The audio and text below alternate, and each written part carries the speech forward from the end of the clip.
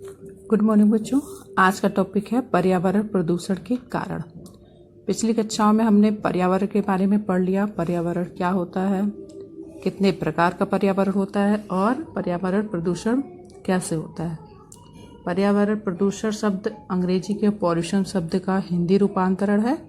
Pollution का अर्थ होता है खराब हो जाना, अतः प्रदूषण का शाब्दिक अर्थ हुआ दूषित या खराब हो जाना। हमारे पर्यावरण को का दूषित हो जाना ही प्रदूषण कहलाता है। पर्यावरण प्रदूषण के निम्न कारण है जिसके कारण पर्यावरण प्रदूषित हो जाता है, जिसमें पहला है औद्योगिकरण। औद्योगिकरण अपने आप में ही एक बड़ा कारण है पर्यावरण प्रदूषण का। तीव्र औद्योगिकरण पर्यावरण प्रदूषण के लिए एक मुख्य कारण औद्योगिक संस्थाओं में ईंधन जलाने से वायु प्रदूषण होता है। वहीं औद्योगिक अपशिष्ट का उत्सर्जन जल एवं मृदा प्रदूषण तथा उद्योगों की मशीनों की शोर ध्वनि प्रदूषण फैलाने में सहायक होता है। विश्व में हर जगह तीव्र औद्योगिकरण के कारण प्रदूषण तेजी से बढ़ रहा है। दूसरा है नगरीकरण। नगरीकरण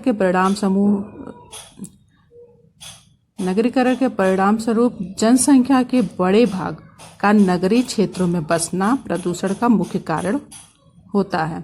नगरीय क्षेत्रों में विभिन्न उद्योगों की स्थापना, पानी की अतिरेक खपत, परिवहन साधनों के बढ़ते प्रयोग आदि ने प्रदूषण को बढ़ाने में महत्वपूर्ण योगदान दिया है। तीसरा है घरेलू जल का अनियमित निष्कासन। आवासीय क्षेत्रों में खुले में शौच के कारण उत्पन्न दुर्गंध एवं वाहित मल द्वारा वायु, जल और मृदा तीनों तरह के प्रदूषण होते हैं। घरेलू अपमार्जकों का प्रयोग। घर में प्रयुक्त अनेक प्रकार के अपमार्जक पदार्थ जैसे मक्खी, मच्छर, खटमल, काकरोच, दीमक आदि को नष्ट करने के लिए विभिन्न दवाओं का प्रयोग एवं साबुन, डिटर्जेंट आदि घरों से विसर्जित होकर वायु तथा जल के माध्यम से हमारे पर्यावरण में फैल जाते हैं, जिससे हमारे पर्यावरण को नुकसान पहुंचाता है।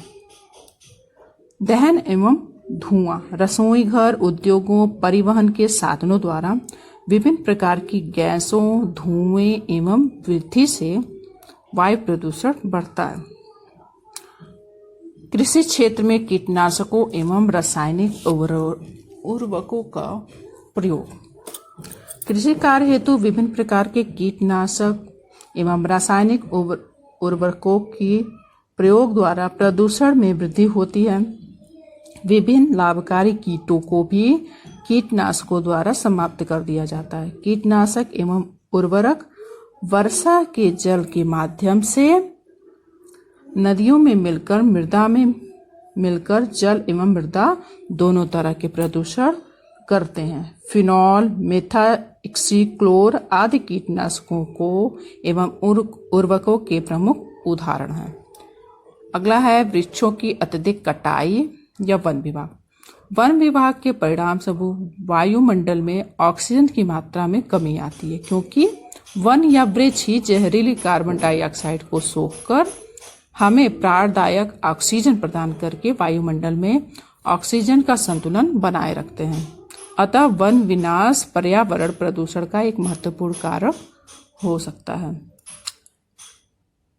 विभिन्न भौतिक सुख सुविधाओं में वृद्धि।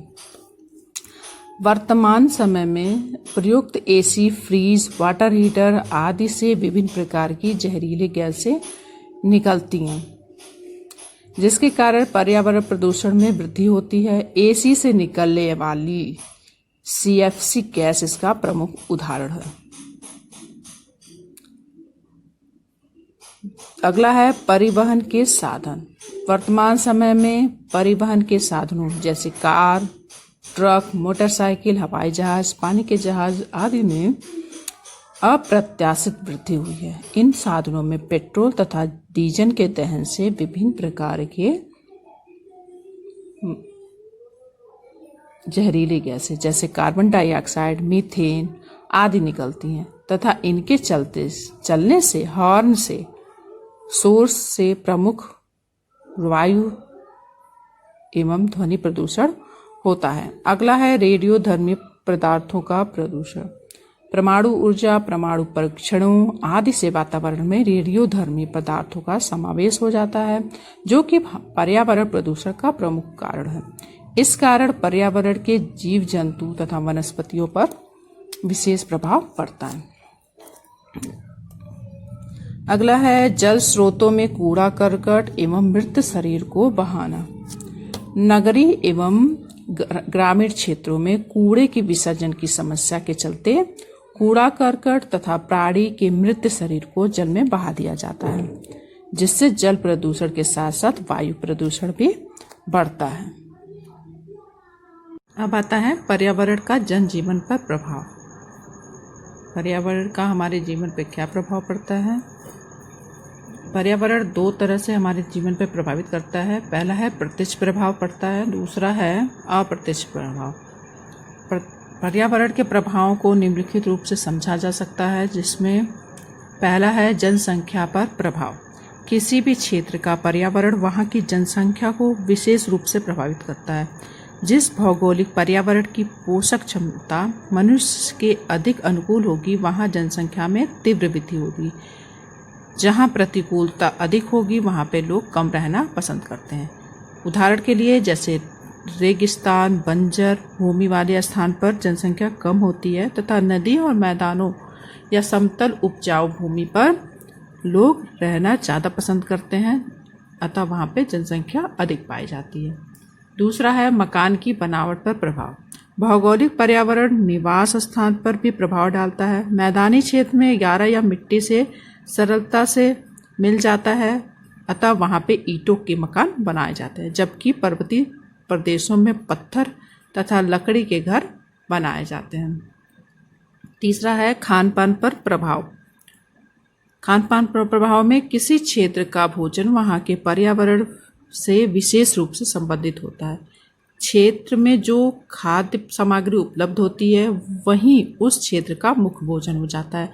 जैसे मैदानी क्षेत्रों में दाल चावल गेहूं सब्जियों की अधिकता के कारण तथा समुद्री क्षेत्रों या पर्वतीय क्षेत्रों में मांस मछली अंडे की अधिकता के कारण वहाँ के लोगों का मुख्य आहार वही हो जाता है।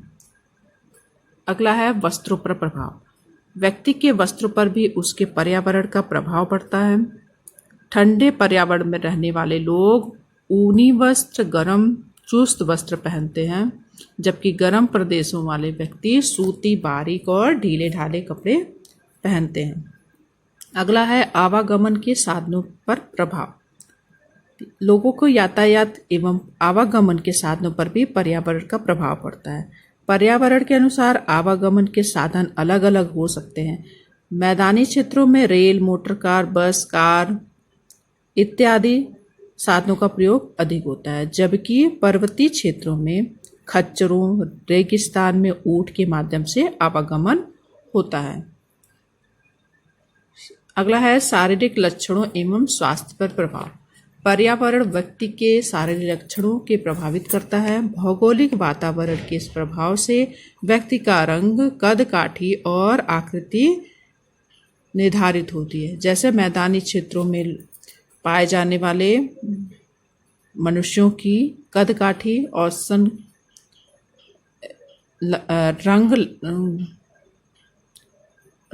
रंग गहरा और कद लंबा होता है। वहीं पे पर्वतीय क्षेत्रों में पाए जाने वाले मनुष्यों के रंग काफ़ी साफ एवं कद छोटा होता है।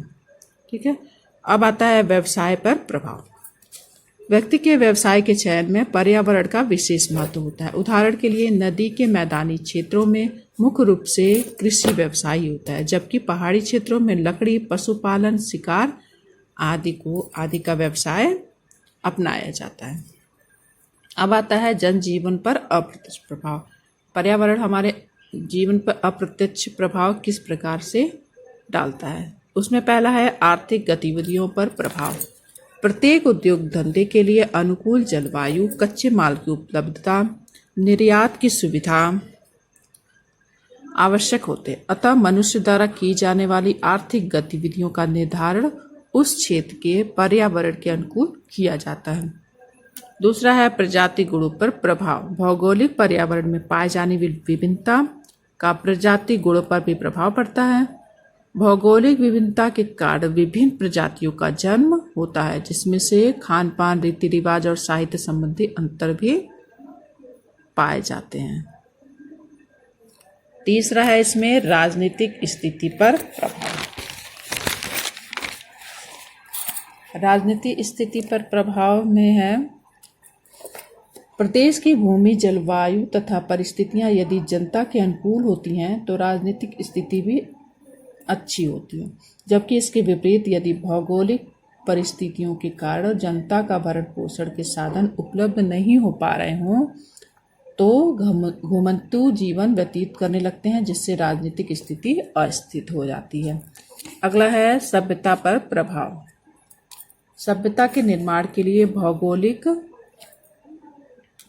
भौगोलिक प्राकृतिक वातावरण अनुकूल होना चाहिए। पर्यावरण के अनुकूलन की स्थिति में सभ्यता का विनाश हो जाता है, जैसे सिंधु घाटी सभ्यता का। अगला है कला और साहित्य पर प्रभाव। प्राकृतिक पर्यावरण तथा प्राकृतिक प्रेम साहित्यकारों एवं कलाकारों पर विशेष प्रभावित करता है। स्थानीय प्राकृतिक वातावरण से प्रभावित होकर विभिन्न विद्वानों ने भिन्न भिन्न प्रकार की रचनाएं की हैं।